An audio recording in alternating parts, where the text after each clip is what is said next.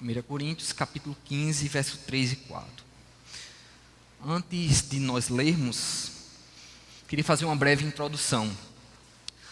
No dia 11 de setembro de 2001, houve um terrível ataque terrorista que derrubou as famosas Torres Gêmeas do World Trade Center de Nova York, como nós bem sabemos. Aproximadamente 3.000 pessoas foram mortas naquele dia, aquelas que estavam tanto nos aviões quanto aquelas pessoas que estavam nos prédios, outros que correram para socorrer, muita gente morreu. As Torres Gêmeas haviam sido construídas em 1973. Elas tinham 110 andares, aproximadamente 417 metros de altura. À época, eram os edifícios mais altos do mundo. A queda das Torres Gêmeas transformou o mundo e formou uma nova visão sobre as relações entre países e culturas. Por quê? Porque as Torres Gêmeas representavam algo. Representavam o poderio, o domínio, a força dos Estados Unidos, não só no mundo, mas no Ocidente como um todo. Foi um duro golpe, um golpe covarde e terrível, e que atacou um símbolo daquele país. Podemos dizer que a morte e ressurreição de Cristo são as torres gêmeas da fé cristã. Não haveria cristianismo sem que os eventos da morte e ressurreição de Cristo não tivessem ocorrido. A fé cristã, ela permanece de pé ou ela cai, a depender da concepção que a gente tem, ou o olhar que a gente tem sobre a cruz e a saída do túmulo de Jesus. A fé cristã, ela só permanece de pé quando nós acreditamos nessas duas torres gêmeas, esses dois edifícios que sustentam as colunas da igreja, da mensagem dos apóstolos, da mensagem das Escrituras. Cristo morreu e ao terceiro dia ressuscitou. A morte e ressurreição de Jesus mudaram o mundo e formaram uma nova visão sobre a vida e sobre a criação. Poderíamos falar uma série de consequências a partir da morte e ressurreição de Jesus. A fundação da fé cristã deu dignidade a pessoas que não tinham dignidade à época, que não tinham voz, remodelou a política, as relações sociais, a concepção de quem é o ser humano e muitos impactos sociais, políticos, econômicos que mudaram a face do planeta Terra. A distinção, porém, entre os eventos da queda das Torres Gêmeas nos Estados Unidos e a morte e ressurreição de Jesus é notável. Enquanto as Torres Gêmeas foram construídas pelos homens e sofreram um terrível atentado e não resistiram, a morte e ressurreição de Cristo foram parte do plano e determinação de Deus e nunca foram abaladas por ataques sofridos ao longo da história. E foram muitos ataques. Irmãos, a morte e a ressurreição de Cristo nos dão uma nova identidade e uma nova esperança, capazes de definir nossa visão sobre quem somos e sobre o nosso propósito nesse mundo. A morte e a ressurreição de Cristo nos dão uma nova cosmovisão que nos dá uma nova identidade e também nos dá esperança. E é sobre isso que nós meditaremos em 1 Coríntios, capítulo 15. Um texto conhecido que fala justamente sobre a ressurreição de Jesus e sua importância. Leremos só o verso 3 e 4. E você deixe sua Bíblia aberta, que nós leremos outros versos ao longo da mensagem. Verso 3 diz: O que primeiramente lhes transmiti foi o que recebi, que Cristo morreu pelos nossos pecados, segundo as Escrituras. Foi sepultado e ressuscitou no terceiro dia, segundo as Escrituras. Vamos fazer uma oração antes de nós prosseguirmos na reflexão da palavra. Deus, nós estamos diante de Ti, ó Deus, por conta do Teu Filho, por tudo que o Teu Filho fez por nós. Deus, nós pedimos nessa hora, Deus, o Teu auxílio para a compreensão, meditação da Tua palavra, para que nós, Senhor Deus, tenhamos o nosso coração aquecido por Tua palavra. Nos dá graça, ó Deus, não somente compreendê-la intelectualmente, mas apreendê-la, Deus, no nosso coração. Restaura a nossa alegria, Deus. Enche nosso coração de esperança nessa noite e nos orienta, Deus, enquanto vivemos aqui nesse mundo, nessa presente era. Em nome de Jesus. Irmãos, Na época da escrita da carta aos Coríntios, alguns daqueles irmãos daquela igreja estavam confusos com a questão da ressurreição. Alguns diziam que não havia ressurreição dos mortos. No verso 12 a gente encontra o Paulo falando isso, que alguns de vocês não acreditam na ressurreição dos mortos. Provavelmente alguns estavam sob a influência do gnosticismo, que pregava que a matéria é má. O apóstolo Paulo, então, argumenta que Cristo ressuscitou e que nossa esperança é ressuscitarmos com Ele. Ele também vai argumentar nesse capítulo 15 que teremos um corpo transformado e glorificado. E também vai explicar como a ressurreição de Cristo leva à glorificação de nosso corpo. Então, é um texto extenso, com mais de 50 versículos, do capítulo 15, tratando sobre o tema da ressurreição e suas consequências para a vida cristã como um todo. E a gente vai pensar sobre alguns desses elementos que Paulo destaca ou apresenta nesse capítulo.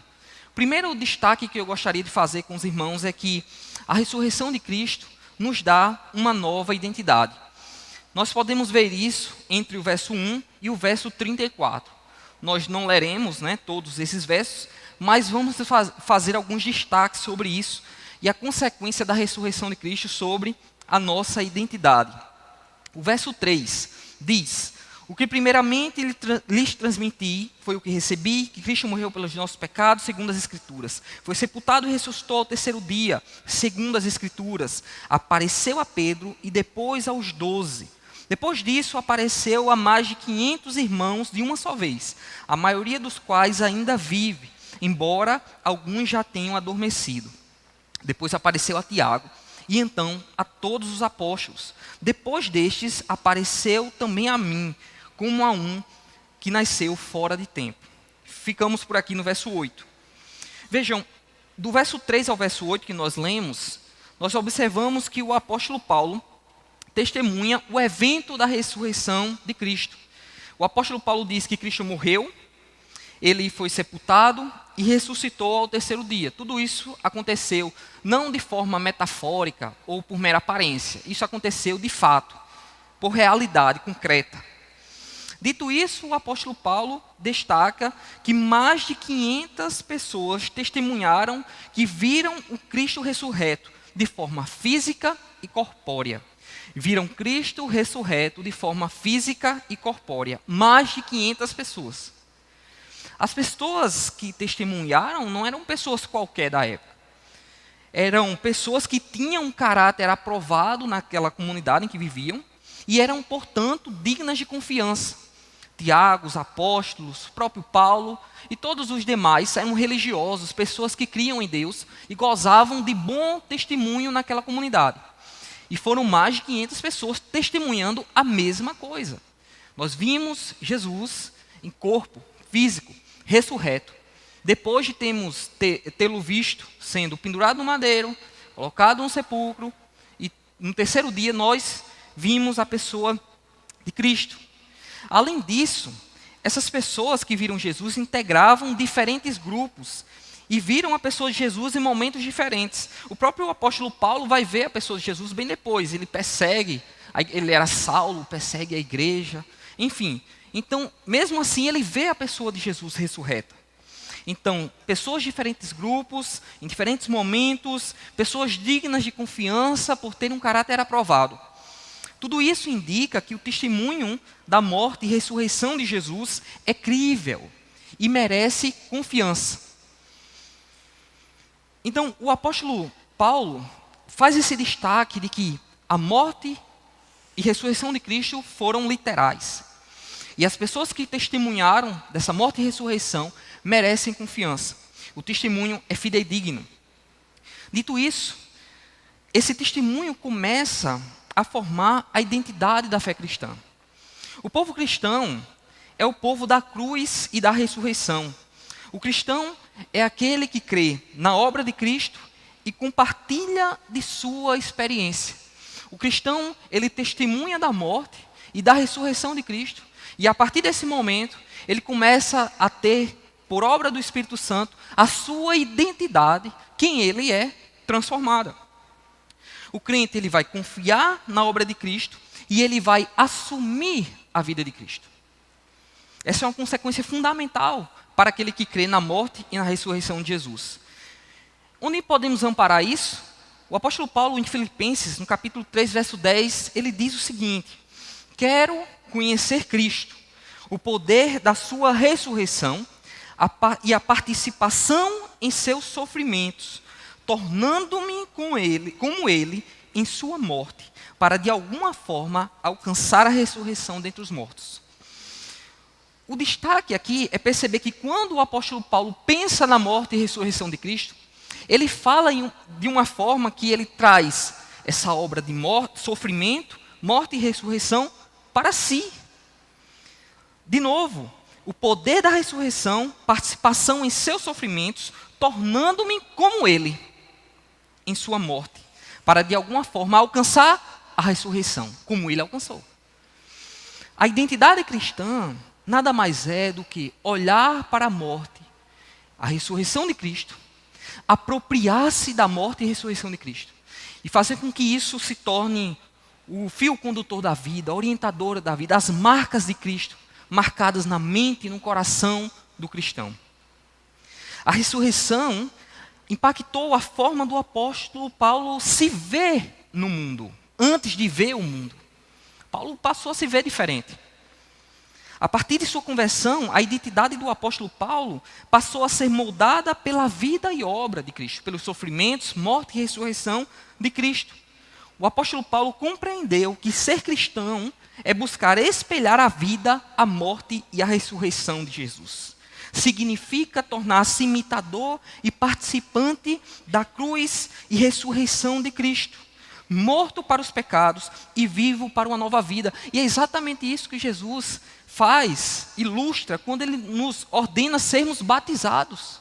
O que ele está dizendo com o batismo? Aproprie-se da minha morte e da minha ressurreição. Você morre, você desce as águas, declarando que você está morrendo para os pecados e para a vida antiga, e ressurge para uma nova vida.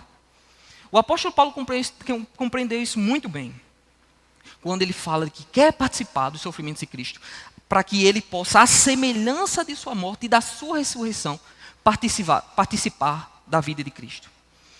Portanto, irmãos, a mensagem da Páscoa é que precisamos extrair nossa identidade. Quem somos? Do Evangelho. Cristo deve ser o Senhor de quem somos e o espelho de quem devemos ser. Cristo deve ser o Senhor de quem somos e o espelho de quem devemos ser. E é exatamente sobre isso que se trata, ter uma cosmovisão cristã. Ter uma cosmovisão cristã nada mais é do que participar da morte de Cristo, morrer para os próprios pecados e assumir uma nova identidade, uma nova vida. E isso, obviamente, vai impactar toda a nossa vida social, acadêmica, no trabalho, na oração, etc, etc. Não há um centímetro quadrado que restará não dominado por Cristo. E esse é o ponto, o apóstolo Paulo compreendeu muito bem. A vida cristã nada mais é do que uma mudança de identidade. Entregar-se, prostrar-se diante da cruz, é reconhecer que a nossa identidade é falida. E ela nos condenará para sempre na eternidade. E há necessidade de apropriar-se da identidade de Cristo. Assumir os seus sofrimentos, a sua morte e a sua ressurreição. Continuando, vejam o verso 12 do mesmo capítulo 15 de 1 Coríntios. O apóstolo Paulo diz: se está sendo pregado que Cristo ressuscitou dentre os mortos, como alguns de vocês estão dizendo que não existe ressurreição dos mortos? Se não há ressurreição dos mortos, então nem mesmo Cristo ressuscitou. E se Cristo não ressuscitou, é inútil a nossa pregação, como também é inútil a fé que vocês têm. Se os mortos não ressuscitam, nem mesmo Cristo ressuscitou. E se Cristo não ressuscitou, inútil é a fé que vocês têm e ainda estão em seus pecados. Neste caso, também os que dormiram ou morreram em Cristo estão perdidos. Se é somente para esta vida que temos esperança em Cristo, dentre todos os homens, somos os mais dignos de compaixão. O que nós observamos desse verso 12 ao verso 19? Que o apóstolo Paulo explica que alguns daqueles cristãos, daquela igreja lá de Corinto, diziam que não havia ressurreição dos mortos. E aí ele faz um encadeamento lógico no pensamento. Ora, se não há ressurreição, o próprio Cristo não ressuscitou. Logo, a fé e a pregação são inúteis. O que ele está dizendo é, não temos as torres gêmeas. A gente não tem onde colocar um alicerce seguro se Cristo não ressuscitou. A fé e a pregação são inúteis, vão para casa. Se Cristo não ressuscitou, a consequência é que o cristão tem uma fé vazia e está submergido no pecado ainda. Ele não tem escapatória do pecado, ele está preso e encerrado no pecado. Se Cristo não ressuscitou, os crentes que morreram estão perdidos, como qualquer outro. Portanto, se Cristo não ressuscitou, a esperança só reside nessa vida. E não tem um sentido ou propósito para a nossa existência. E aí o apóstolo Paulo vai dizer lá no verso 32, se assim é, comamos e bebamos, porque amanhã morreremos. A vida não tem sentido algum se Cristo não morreu e efetivamente ressuscitou. O apóstolo Paulo demonstra, mais uma vez, nesses versos, que a identidade do cristão depende fundamentalmente da morte e da ressurreição literal de Jesus. Não existe fé, não existe pregação e esperança eterna se Cristo não ressuscitou dos mortos. Não existe sentido e propósito existencial se Cristo não ressurgiu dos mortos. A vida cristã torna-se vazia se Cristo não vive. Toda esperança resta limitada a esse mundo porque a morte tem a palavra final sobre nós. Se isso for verdade e Deus estiver morto, quem estava certo na história era Nietzsche. Friedrich Nietzsche, um famoso filósofo ateu, anticristão ao extremo. Se Cristo não ressuscitou, Deus está morto. E aí, como dizia Nietzsche, crie o sentido para a sua vida. Nietzsche dizia, Deus está morto. Ele olhava para a sociedade moderna e ele dizia, as pessoas falam de Deus, mas vivem como se ele não existisse. Morte e ressurreição são palavras lançadas ao vento. Ora, aí Nietzsche dizia, Deus está morto, na prática. Vocês falam de Deus, mas não tem relevância nenhuma na vida de vocês. Não faz diferença nenhuma. Deus está morto. E ele diz mais, nós o matamos. Nós vivemos como se Deus não existisse. Então por que se fala em nome de Deus? Por que se fala em nome de uma moral cristã? Por que se fala em nome do certo e do errado?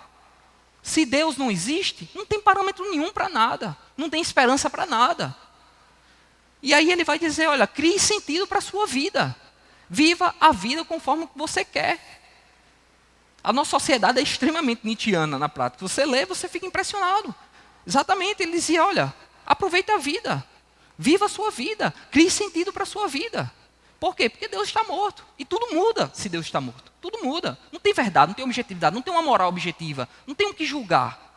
Cada um cria a sua própria moral. Irmãos, a morte e a ressurreição de Jesus devem moldar toda a nossa existência. Precisamos lembrar todos os dias da Páscoa. A morte e ressurreição de Cristo nos levaram à passagem da velha para a nova vida. É exatamente isso. A morte e a ressurreição na Páscoa é a passagem. É uma nova vida. Jesus, é justamente a tradução do termo Páscoa para o povo hebreu. Passagem. O povo saindo do Egito e indo viver uma nova vida com o Senhor. Saindo da subjugação do Egito para viver uma nova vida com Deus. Por meio de Moisés ali que vai guiar o povo para sair do Egito, vai para o deserto para construir uma nova nação, ou seja, uma Páscoa. A Páscoa é essa passagem. A morte e a ressurreição de Cristo é essa passagem para uma nova vida. Então a morte e a ressurreição de Cristo devem moldar toda a nossa existência. Exatamente isso tem uma cosmovisão cristã. Nada mais, nada menos do que ter Cristo como Senhor em cada centímetro da nossa existência, moldando toda a nossa vida. Se Cristo morreu e ressuscitou, perdemos o direito de criar sentido e identidade para nossas vidas. Devemos assumir como Paulo a ressurreição e a morte de Jesus como se fossem nossas. E é assim que nós poderemos desenvolver uma visão de mundo cristã. Se nós não compreendermos isso e acharmos que a vida cristã é possível falar, sobre a morte e ressurreição de Cristo, e continuarmos como senhores de nossas vidas, nós somos nietzschianos. Nós estamos perto de Nietzsche, não de Cristo. E esse é o ponto. Nós estamos perto do mundo. Porque a grande questão do cristianismo, obviamente nós pecamos, lutamos, tentamos mudar, nos arrependemos para chegar ao ideal. O ideal é assumir a identidade de Cristo. O máximo possível, apesar dos nossos pecados. Esse é o ideal. Deve haver um esforço nesse sentido. Por quê? Porque Cristo nos chama, nos compele para isso. Agora, se isso não acontece em nossas vidas, por óbvio, nós estamos muito mais próximos ali do mundo, de Nietzsche e seus compatriotas, né? Então, irmãos, nesse primeiro ponto nós destacamos que a morte e a ressurreição de Cristo indicam a necessidade de termos uma nova identidade. Mas, ainda nesse capítulo 15, nós podemos observar que a morte e a ressurreição de Cristo nos dão uma nova esperança. Nós vemos isso entre o versículo 35 até o 58. Eu vou fazer alguns destaques nessa porção também. Vamos ao verso 35.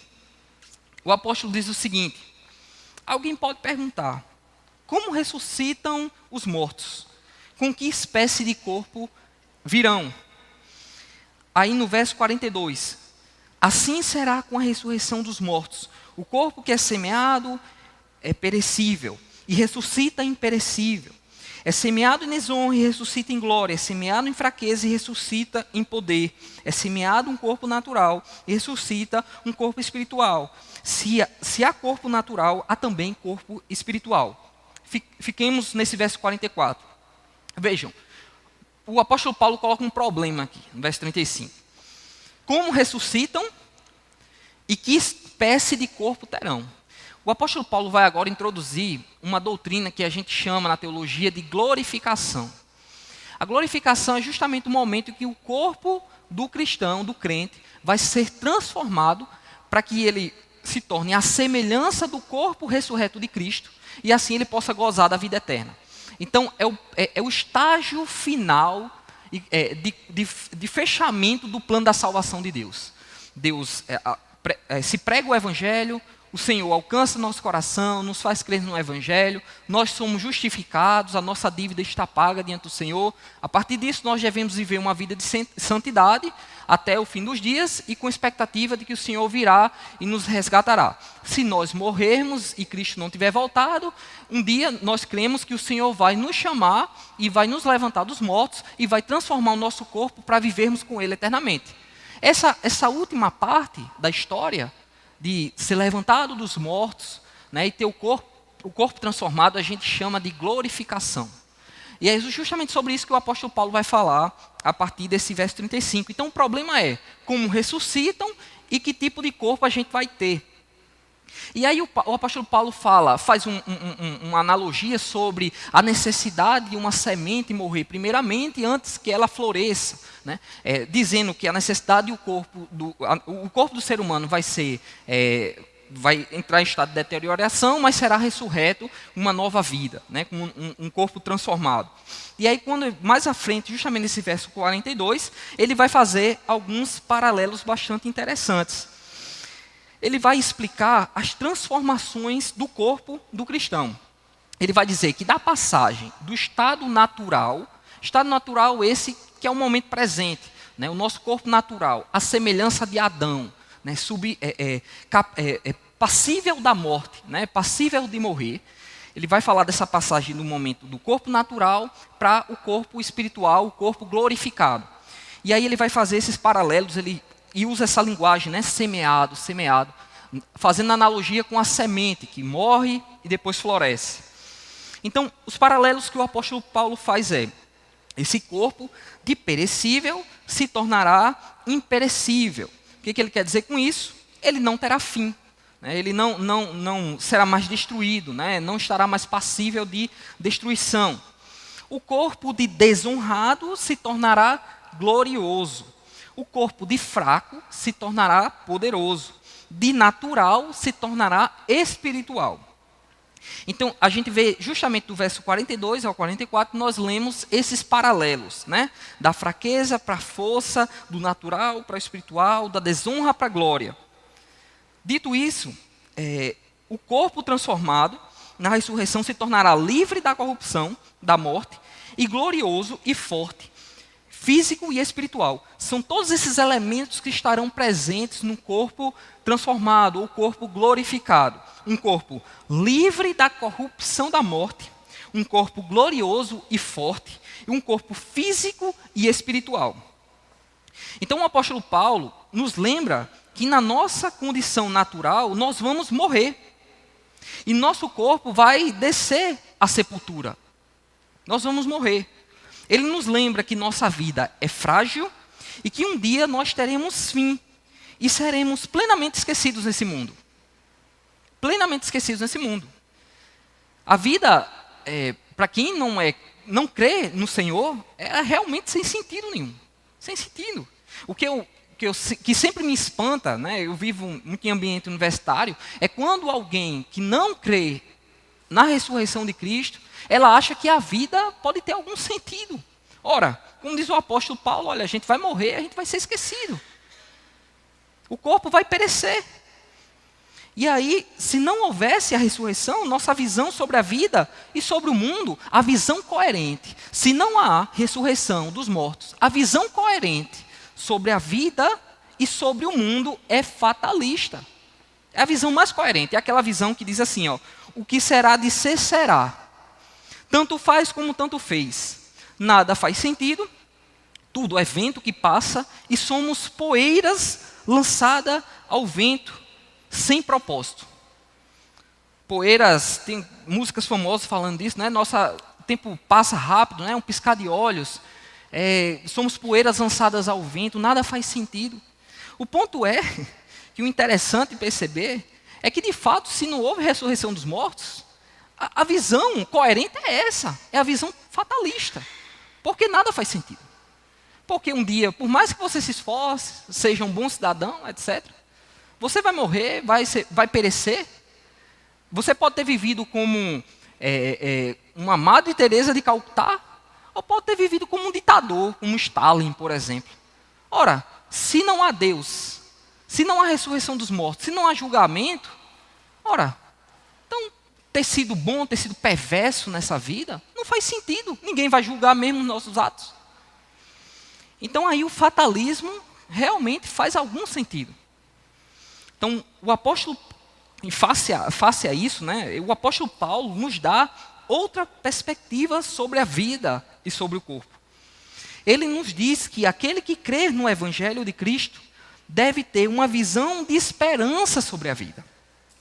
De fato, um dia desceremos à sepultura se Cristo não voltar antes.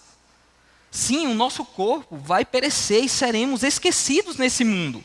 A realidade dura é essa. Por mais que deixemos filhos, netos, bisnetos, um dia eles também vão morrer e daqui a pouco nós mesmos, a maioria de nós, se brincar, não lembra mais dos tataravós, etc, etc. Foram esquecidos. Contudo, o que o apóstolo Paulo está dizendo é que o próprio Deus, que não esqueceu de seu Filho na sepultura, nos levantará e nos dará um corpo transformado. Esse corpo terá vigor, força, glória e jamais perecerá. Ter uma visão cristã sobre o mundo significa, portanto, ter esperança. Esse é o ponto. Se nós compreendermos adequadamente o Evangelho, nós vamos perceber que nós, enquanto cristãos, precisamos ser o povo mais esperançoso que é nesse mundo. O mundo pode até olhar assim, você é meio tolo, né? Porque como é que você tem tanta expectativa interna ou alegria interna?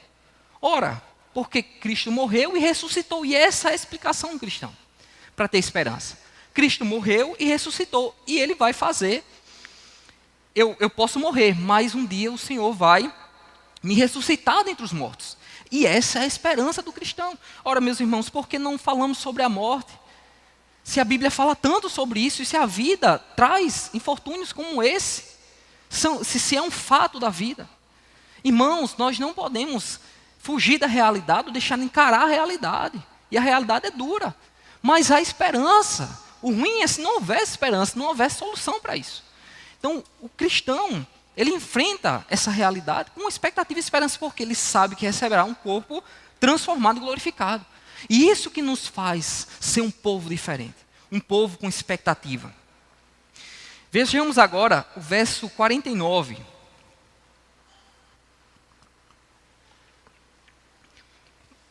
O apóstolo Paulo diz assim, assim como tivemos a imagem do homem terreno, ele está falando de Adão, nos versos anteriores ele fala de Adão, ele diz, teremos também a imagem do homem celestial, que é Cristo.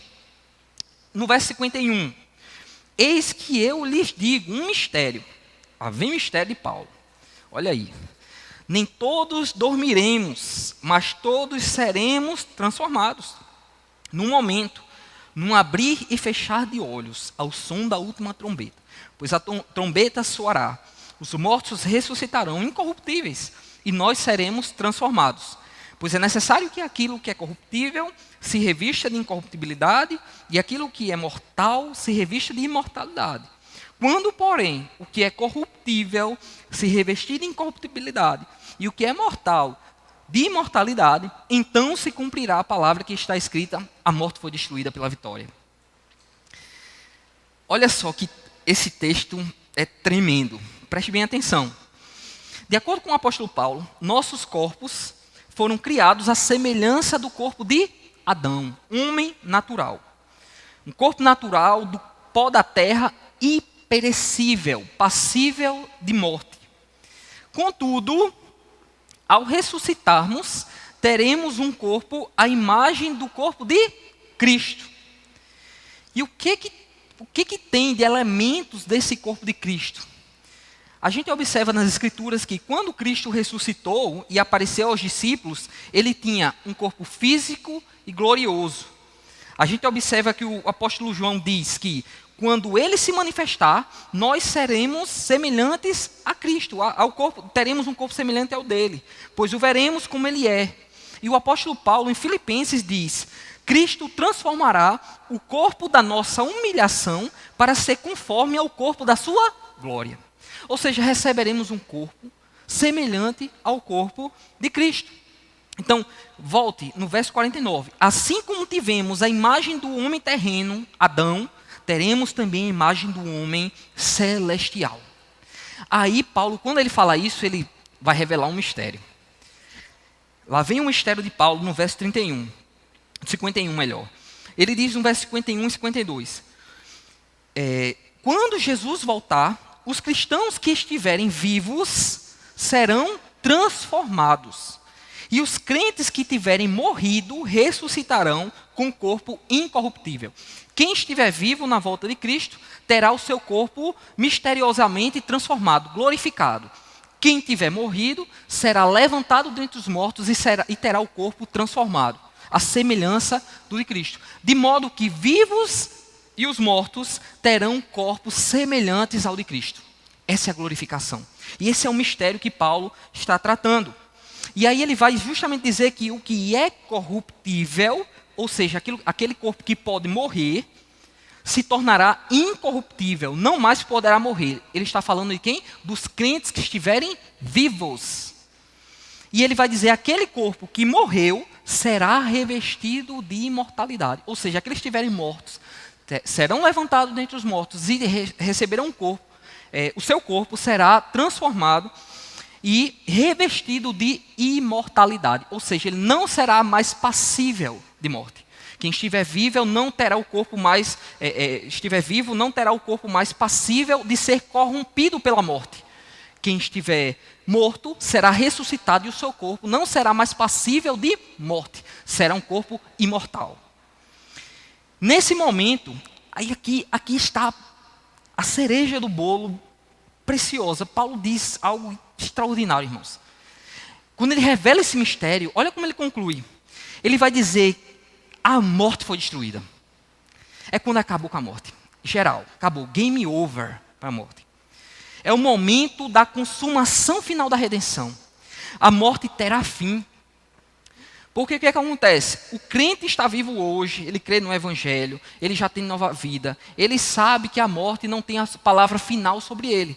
Ainda assim, se Cristo não voltar antes, ele está passível de morrer, porque o seu corpo é corruptível. Mas aqui Paulo está dizendo que vai chegar um momento que não vai ter mais para a morte de jeito nenhum. É a morte sendo tragada pela vitória, sendo destruída definitivamente pela vitória. Porque aqueles que estiverem em vida e aqueles que estiverem mortos e serão ressuscitados, os dois terão corpos transformados, imortais, incorruptíveis. É o momento da consumação final da redenção, o fim da morte. A morte da morte, a morte final. A morte será destruída de vez quando houver a glorificação do corpo. A morte será destruída de vez quando houver a glorificação do corpo. Será o fim da morte, o fim total da morte. Com a glorificação. Olha a importância dessa doutrina. É quando a Bíblia está revelando, olha, é na glorificação que a morte será completamente extinta. Nos dias de hoje, irmãos, a implicação da revelação desse mistério deve ser tomar posse, se apropriar da promessa divina, para que nosso coração seja preenchido de esperança. A visão de mundo cristã deve ser marcada por esperança e fé. C.S. Lewis disse algo belíssimo quando ele disse o seguinte: o Senhor abrirá as cortinas e as janelas e deixará entrar a intensa luz do sol de uma nova vida que se levanta. O Senhor abrirá as cortinas e as janelas e deixará entrar a intensa luz do sol de uma nova vida que se levanta.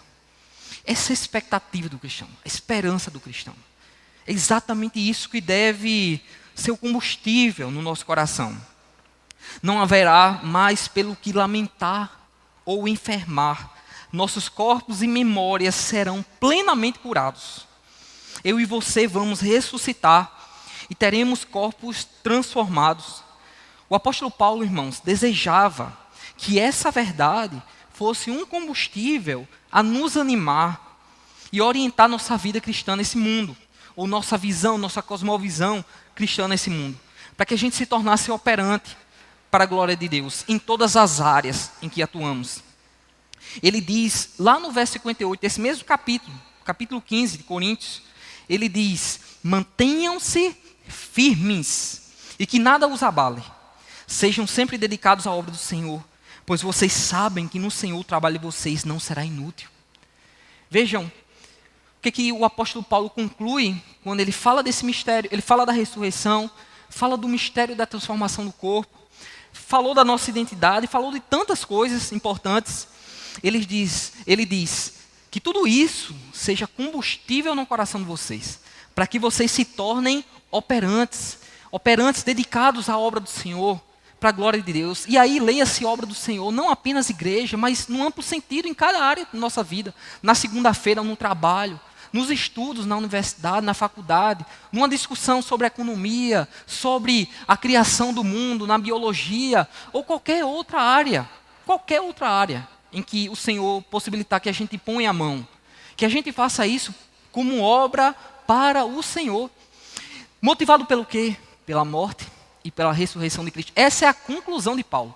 Vocês sabem que a morte será tragada finalmente quando vocês tiverem corpos transformados? Vocês sabem disso agora. Sejam operantes. É isso que Paulo diz. Apropriem-se disso e façam alguma coisa. Esse é o ponto. Mexam-se, façam alguma coisa naquilo que Deus colocou na mão de vocês, na área em que vocês estão trabalhando. Irmãos, que não deixemos de nos lembrar da vida eterna, para que não nos tornemos inoperantes aqui. É quando a igreja esquece mais do céu, ou dessas verdades, da morte, da ressurreição, da Páscoa, ou quando nós esquecemos sobre as verdades mais basilares da fé cristã, é que nós nos tornamos inoperantes. Porque aí a gente se torna materialista, a gente se torna, pessoas dedicadas ao entretenimento, ou qualquer outro assunto da vida temporal, e nós esquecemos daquilo que é mais importante. Eu concluo dizendo que o espaço em que havia as antigas torres gêmeas tem sido revitalizado, e já foi revitalizado em muitos aspectos. Criou-se um memorial, também criou-se um museu chamado 11 de setembro, como também foi criado um novo complexo de edifícios do World Trade Center. Todas as edificações foram feitas em memória. Todas as edificações foram feitas em memória às vítimas do dia 11 de setembro de 2001. As torres gêmeas do Evangelho, que são a morte e a ressurreição de Jesus, nunca precisaram ser reconstruídas e nunca precisarão. Pelo contrário, a morte e a ressurreição de Cristo mudou o mundo. Elas têm edificado a forma como o cristão enxerga a criação, a vida e a morte. Jesus também deixou um memorial, para que nunca esquecêssemos do evento de sua morte e ressurreição. O memorial que o Senhor deixou, para que a gente sempre lembrasse das torres gêmeas do Evangelho, foi a ceia do Senhor. A ceia do Senhor é justamente o ato público, em que ao mastigarmos o pão, lembramos que o corpo de Cristo foi moído na cruz pelo Pai, em nosso favor. E a ceia do Senhor também nos lembra que ao bebermos do cálice, nós estamos rememorando o fato de que Jesus derramou cada gota de seu puro sangue para satisfazer a justiça do Pai. Não custou nada para nós, mas custou tudo para Cristo erguer as torres gêmeas da fé cristã. E é tudo sobre isso, é tudo sobre Cristo, é sobre a morte de Cristo, é sobre a ressurreição. Para ter uma nova identidade, para ter uma nova cosmovisão, para nos tornarmos operantes. O que a gente não pode esquecer é da essência da fé cristã. Não existe um estágio posterior. Não existe uma espécie de mestrado, doutorado, pós-doutorado, depois da morte e ressurreição de Cristo. A morte e ressurreição de Cristo é o ponto final, é o título final, é o ponto de chegada. É o ponto de partida e é também um ponto de chegada.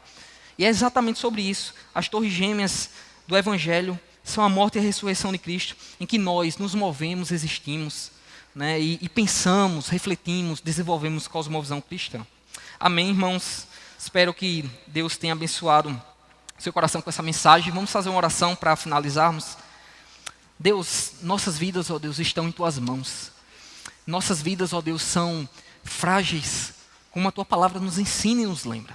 Deus, refletir sobre a morte é tão importante, Senhor, para que a gente olhe mais para o Evangelho, olhe mais para o que Cristo fez por nós e a gente valorize mais a morte e ressurreição de Cristo. Senhor, se não fosse a Tua morte e ressurreição, a vida não tinha um sentido sequer, Senhor. Não tinha sentido nenhum. Era realmente carpe diem, aproveitar o dia o máximo possível e dormir à noite, para o outro dia tentar aproveitar o máximo possível de novo, sem nenhum propósito, sem nenhum sentido. É tudo sobre o Senhor, Deus, é tudo sobre a Tua morte e sobre a Tua ressurreição. O Evangelho está fundado na Tua morte e ressurreição. A igreja cristã está fundada na Tua morte e ressurreição. A nossa vida, ó Deus, está fundada na Tua morte e ressurreição. São exatamente esses elementos que nos definem e que nos devem orientar para que sejamos de fato operantes nesse mundo. Para que tenhamos uma cosmovisão cristã vibrante, centrada, equilibrada, Deus, relevante.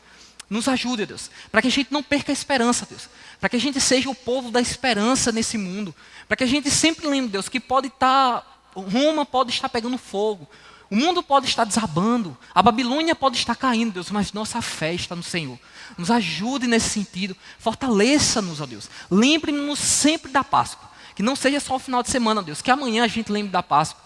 Que daqui uma semana, final do ano, etc., Deus, que nós sempre lembremos da passagem. A passagem da antiga vida para uma nova vida. A passagem da morte para a ressurreição. É tudo sobre isso e toda a fé cristã se resume exatamente nisso. Nos lembra disso, ó Deus. Guarde isso no nosso coração, em nome de Jesus.